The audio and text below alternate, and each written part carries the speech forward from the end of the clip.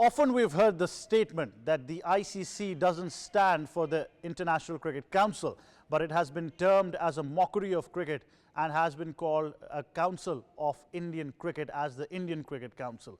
A few managed to believe that over the years, but now with the latest statement that has come out, it's been pretty evident. After a statement was made by Afghanistan, which was completely baseless and full of propaganda and hatred for Pakistan cricket, Pakistan improvised. They boycotted a tri-series and Pakistan brought in Zimbabwe to host alongside Sri Lanka for a tri-series that starts on the 17th of November from the Rawalpindi Cricket Stadium. ICC once again is dominated by an Indian lobby. One cannot forget that the chairman of the ICC is Mr. Jay Shah, who is the son of BJP leader and Minister Amit Shah. Looks like that the Hindutva ideology and extremist policies of BJP, which were polluting cricket, have now made their way to the corners and headquarters of the Indian Cricket Council, or the International Cricket Council as it is more commonly known. Pakistan consistently has said that politics must not contaminate the sport. Our response was very clear. Federal Minister for Information and Broadcasting Ataullah Tarar in a tweet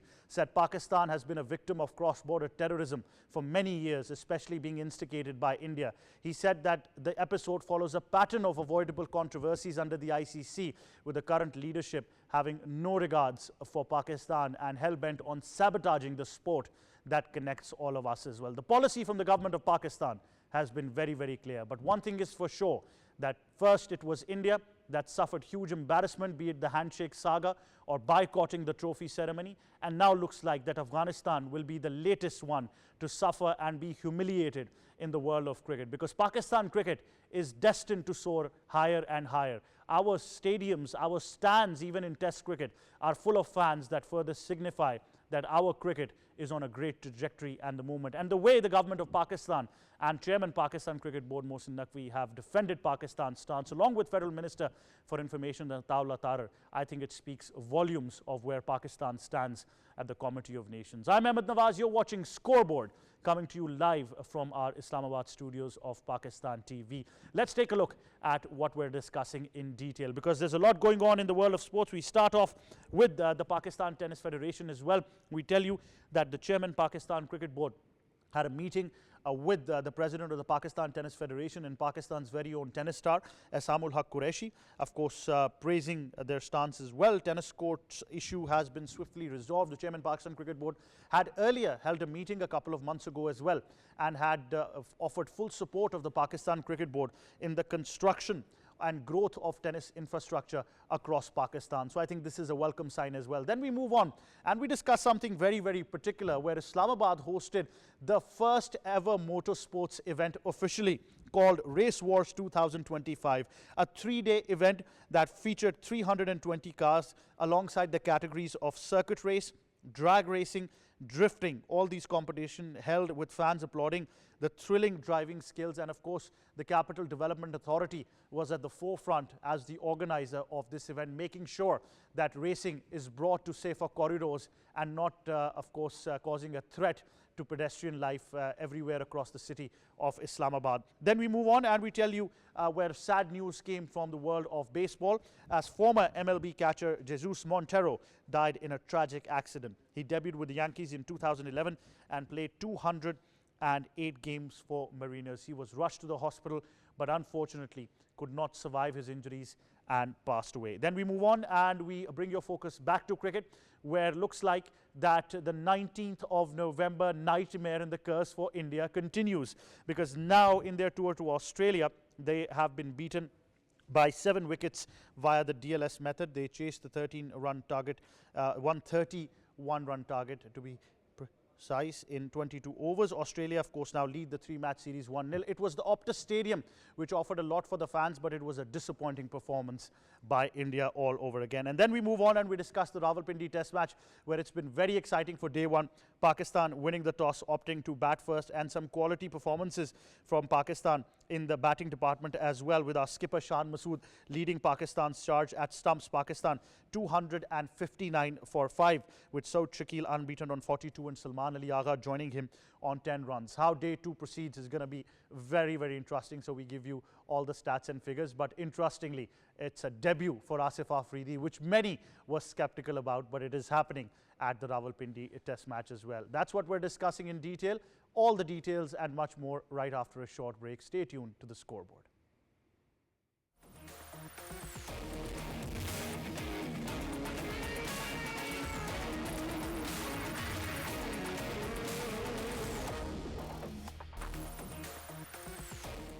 Right, welcome back to the scoreboard. Now, JESÚS Montenero, acclaimed MLB catcher, has passed away, unfortunately, in a tragic accident. Let's take a look at more in this report.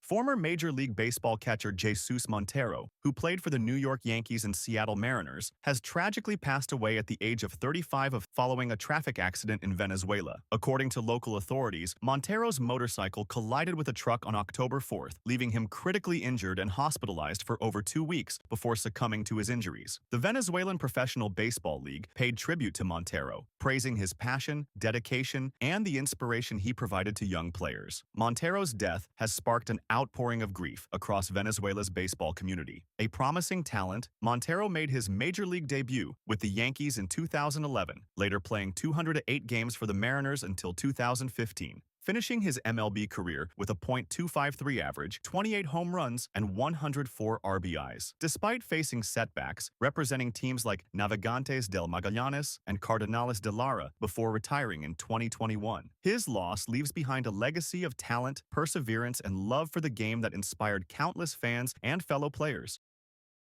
Right, unfortunate news that JESÚS Montenero passed away in that tragic accident. Unfortunately, couldn't sustain his injuries and, of course, died in this horrific accident that took place.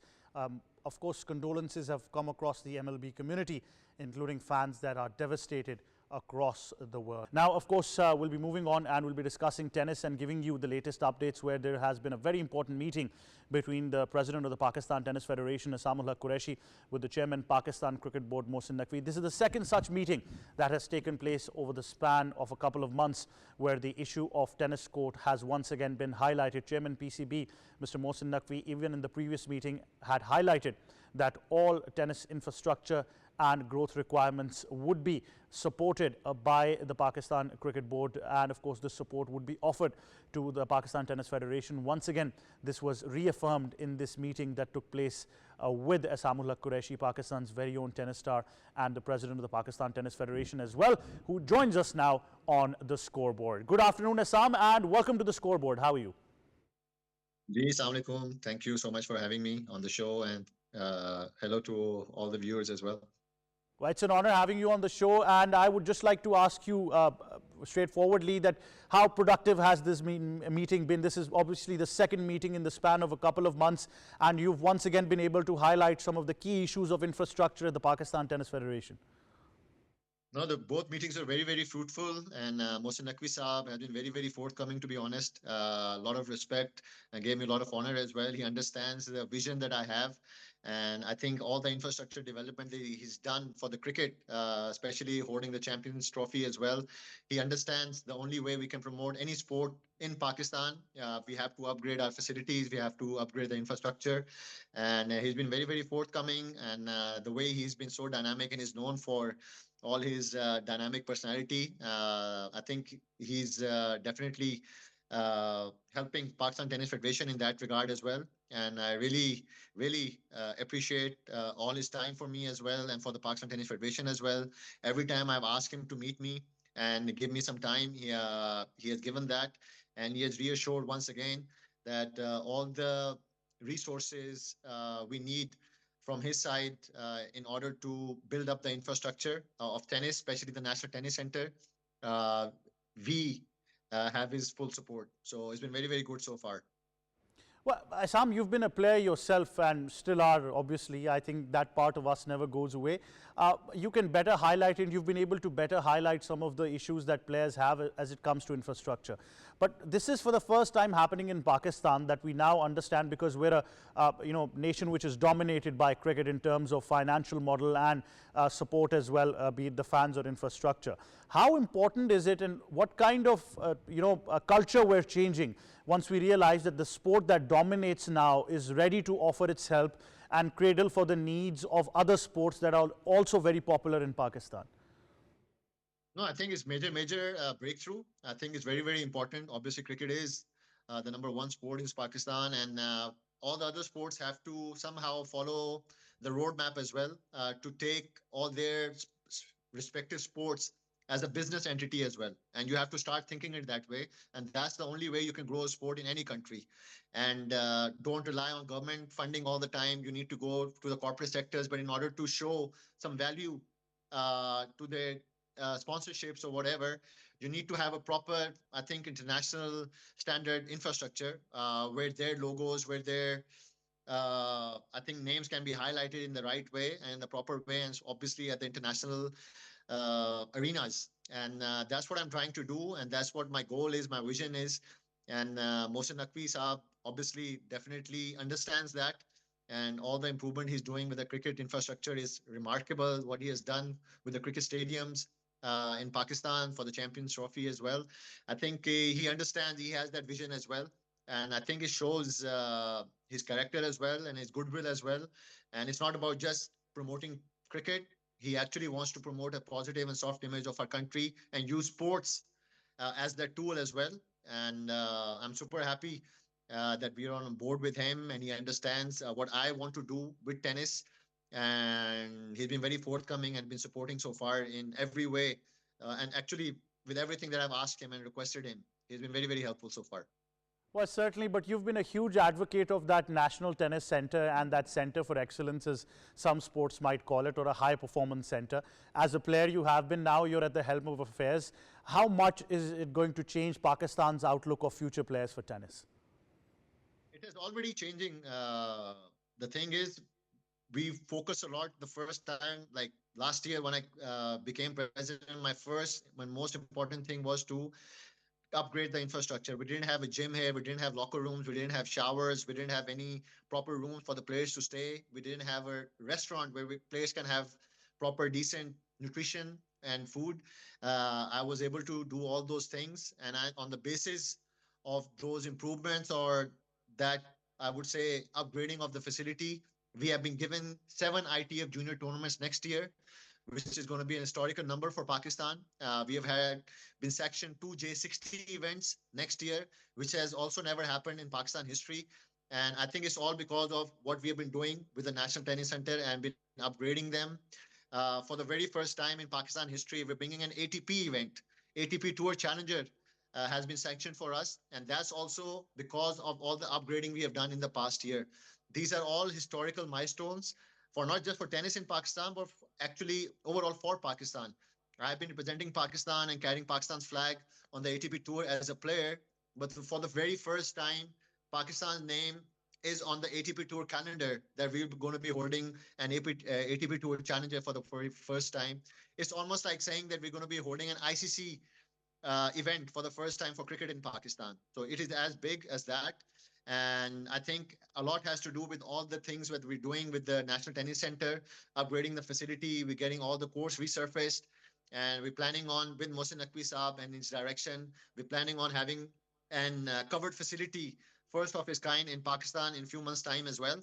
And just recently, a week back, I was in Kazakhstan for Asian Tennis Federation, AGM, and Pakistan has been given the award for the best federation in Asia for the most growth and development in a year. So Allah ke fazl karam se, super happy and proud about that as well. It's the first time we have been recognized at an Asian Tennis Forum, and inshallah, I'm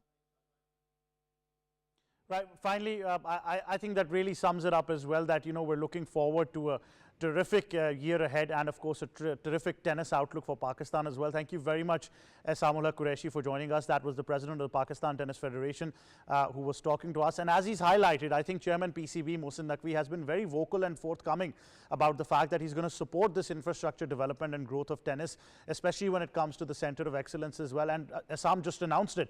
I think this is big breaking news here on the scoreboard, that for the first time ever, Pakistan is going to have an ATP Challenger Tour in the country as well. I think this is a monumental occasion for tennis in Pakistan and for the world of tennis that gets to see Pakistan for the very first time. A short break, but stay tuned. When we come right back, we've got lots more.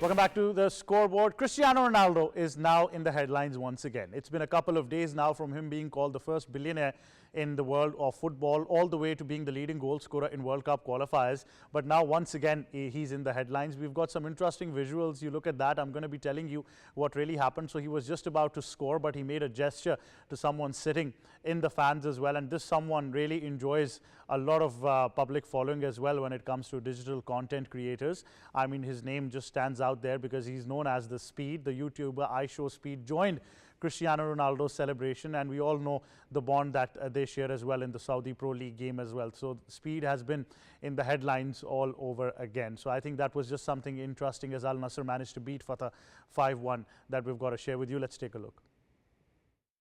After every win, Cristiano Ronaldo goes to the altar to celebrate with the team, and I'm going to be joining him. Let's go. Ronaldo.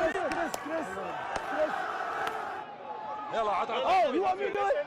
You want me to do Ronaldo? I do Ronaldo. How do I do it? Okay. Boom, boom, clap. I got it, Ronaldo. I got it.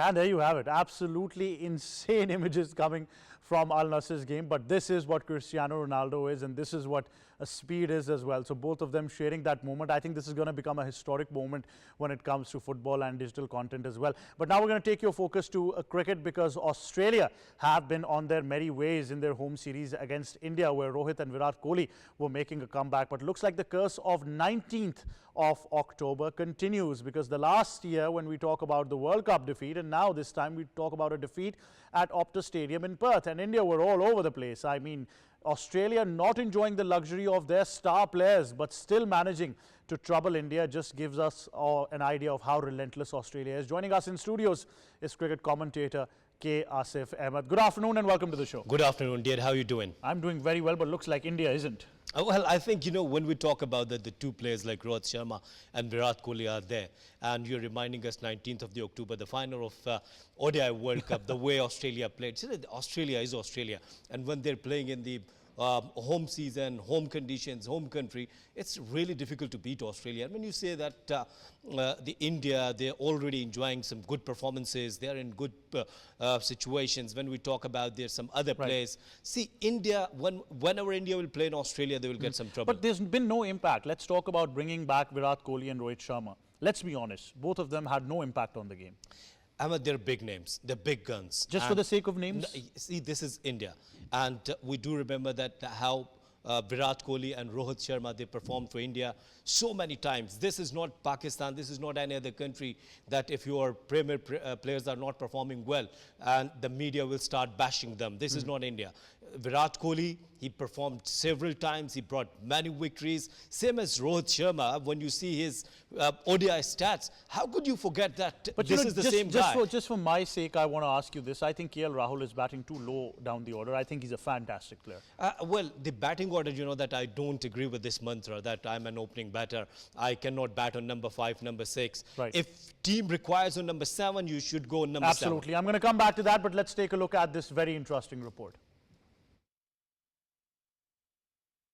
Australia cruised to a commanding 7-wicket win over India in a rain-hit first ODI in Perth, as Virat Kohli's much-awaited international return ended in a disappointment with the duck. The contest reduced to 26 overs per side due to persistent showers. India struggled for momentum and eventually posted 139 for 9 after 6 rain interruptions. KL Rahul fought hard with a top score of 38, while Akshar Patel and Washington Sundar provided brief support before another collapse saw India lose 4 wickets for just 21 runs. Josh Hazlewood led the Australian attack with an impressive 2 for 20. Chasing a revised target of 131, Australia made light work of the total despite early hiccups. Mitchell Marsh anchored the innings with an unbeaten 46 runs, ably supported by Josh Phillips' 37 runs and debutant Matt Renshaw's 21 not out, guiding the host home with 29 balls to spare. With the victory, Australia lead the three-match series 1-0, while Shubman Gill joined Virat Kohli in an unwanted record as the only Indian captains to lose their first matches across all formats. The second one-day international will be played in Adelaide on October 23rd.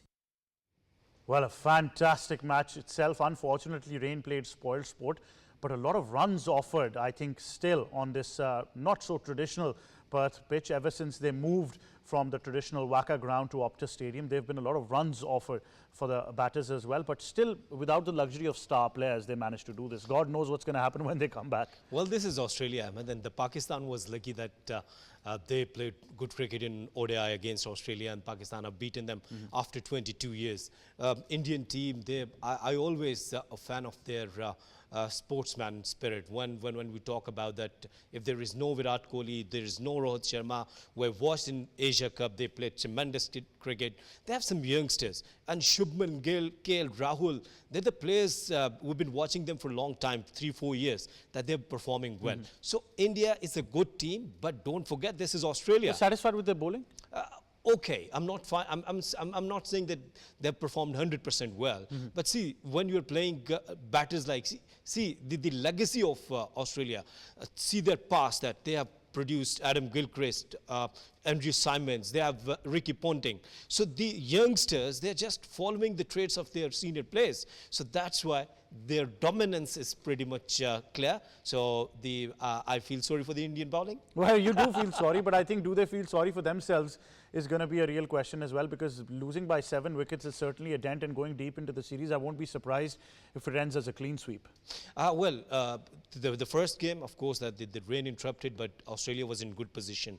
Australia will definitely try to go for the 3-0. On the other side, the Indian media, they've already started bashing their team after first defeat, and the Indian team will be under pressure. But the Shubman Gill is a good skipper. Give him some good marks. The way he led in the Test series against England, and now he started against Australia. When you removed Rohit Sharma as a skipper, you have given a straight answer to the senior players. Yes, you are there, but we are making some new leaders like Shubman Gill, KL Rahul, and some other players are well. Well, it would be very difficult to fill in those shoes, because if you're coming from a T20 league background, for you to become a superstar, especially for the skipper, I think he's got to step up. He started off well, but he's got to really step up. He has a fantastic first-class record, Ahmed. And if you see his first-class career, if you see KL Rahul's first-class career, if you see some other players, all of them, they are good. So when you're playing first-class cricket, getting some momentum and some confidence, some experience from the first class, it really worked out for you in the international cricket as well. Well, certainly. But like I said, I do believe a clean sweep is on the cards. And I think once again... You're enjoying, isn't it? No, I'm not enjoying. I believe that calls are going to come in. Look, Virat Kohli was struggling. The shot he played is not Virat Kohli. Away from the bat, you don't expect that. But that off stump has been a problem. Yeah, this is what you have mentioned a couple of years back as well, that he's struggling over the fourth stump. And when he's playing away from the body, then the slips are ready to take his catch. This is the problem. I don't think so on this way, when a guy who played 20 years international cricket, who've been working on this problem since under 19, when he was playing under 19, I think that this is the time that the bowlers, the statistician, they have worked it out. And the way he got out in the Ranji Trophy, I do remember when the bus driver said to the bowler, please concentrate on the fourth stump. So everybody knows that. If the bus driver is saying that, maybe it's time to hang up the gloves. But I enjoy Virat Kohli. No, I'm a big fan. Is it time now? Let's be honest. I think after the World Cup. You're going to make him play the World Cup? Yes. I want to watch his class until the World Cup, till the upcoming World Cup. That's a brave call. What about Rohit Sharma? Rohit Sharma, see, once again, a classy player. How you forget about his performances once again? Right. So I'm going to come back to you, Asif, with cricket, but thank you very much for your insight so far. Now we're going to talk about something very interesting. Islamabad, for the very first time, witnessed its first ever motorsports event called Race Wars 2025, which featured not only circuit racing, drag racing, but drifting as well under safety regulations that were put in place. The event was organized by the Capital Development Authority. To discuss more on this, we've been joined now by the Honorable Chairman of Capital Development Authority and also the Chief Commissioner of Islamabad, Mr. Mohammad Ali Randhawa. Good afternoon, sir, and welcome to the scoreboard. Thank you so much, and good afternoon to everyone. Thank you.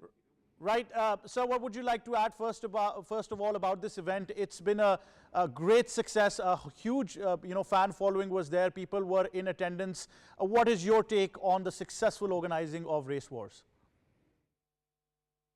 Thank you so much for inviting me on your show.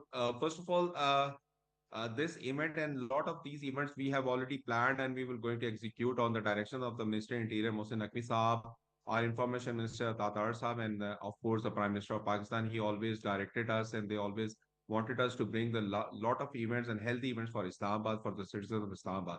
So coming to this drag race event in which around 500 cars, sports cars and 500 professional drivers, they participated along with the heavy bikes. The point is that we wanted to make it a much more professional sports in a secure environment rather than someone doing the reckless driving on the main roads and not only endangering themselves but also to the other citizens. We have provided a platform for all the professional drivers who wanted to participate. So they participated, and this was a 3-day event, and we got a huge applause, and we got a huge recognition, and we got a huge demand from all the others. So from your platform, I'm going to announce that this type of events we will definitely going to do in all the seasonal festivals which Islamabad will going to host. So from this drag race, the officially Winter Festival of Islamabad has started, and we'll do the next event in the spring season, and we'll also do another event in the summer season. So we are on it, and we look forward for each and every idea which everyone has to do and wanted to do. Any event in Islamabad city is always ready, not only to facilitate, but also ready to collaborate for all these events. Well, there's been a certain push now from your end when it comes to sports now. I know it comes from the top tier government of Pakistan who are now investing in sports and athletes. Immediately we've seen this event. We've also seen serious focus on pedal courts throughout Islamabad, and also cricketing facilities are being upgraded to night facilities, one of them being National Ground in F7 and many more to come as well. So what has been the need immediately now that you feel that CD is now better connecting to the youth when it comes to sports? Yeah, actually, it's not about cricket or this event. We are also today, we held a meeting with the Samal Haq, and CD is ready to sponsor all the tennis facilities in Islamabad. So the point is we want to create a sports city in Islamabad, and CD is ready to invest their share for the talent hunt. CD is ready to improve the sports facility. Already, Minister Interior directed us to have more than 25 cricket grounds, more than 25 football grounds. So not only the cricket or football, but also city is ready to invest in the hockey stadiums and also to invest in the tennis stadium, even this paddle tennis. So we are bringing a lot of facilities for the youth of Islamabad, and we wanted the families and youth to engage in some healthy activities and give their input. You know, when we were children, we used to play in the ground, but unfortunately, mostly the kids they spend time more on the mobiles and the games. So we are trying to inculcate the same habit or same experience so that the ground should be available, multi-purpose ground should be available for each and every corner of Islamabad, so that the students and the kids, they move around and they play, and from there we can get the talent. Well, certainly, but you yourself are often found in the cricket fields and the nets as well. That's why I had to bring up cricket. I understand your love for the sport, but there's been a lot of people-friendly initiatives, including development of an app for sports as well. How well has technology been incorporated? Yeah, it's really good for especially for the e-governance and the technology related things. If someone wanted to book any ground, it's already available on CDS website. It's already available on CDS mobile app, Citizen Facilitation app, and we are bringing a lot of other initiatives too. And especially, Prime Minister asked us to make Islamabad a cashless economy, so we are on it. So with the passage of time, inshallah, you'll see a sea change. Of course, I love cricket, and we are always there to play cricket. If anyone want to have a tournament with us, we are ready. And I'll play myself, inshallah. Absolutely. I know you're a fantastic opening batter, but thank you very much, Honorable Chairman, for joining us on the scoreboard. Right, that was Thank you so much. Thank you so much. Take care. Right, that was the chairman. Now, a fantastic he is. Of course, he enjoys the sport. But I think fantastic news for all you people who are fan of street racing. Now you've got a safe spot in Islamabad. So once again, we would like to request you, don't go out on the streets and don't endanger the lives of yourself and especially pedestrians who might be at risk because of your reckless driving. Convert it into a professional sport and join CDA Race Wars, which will now be a regular feature of Islamabad. That's all we have time for, of course, from me and the entire team of the scoreboard. Until our next edition, it's goodbye for now.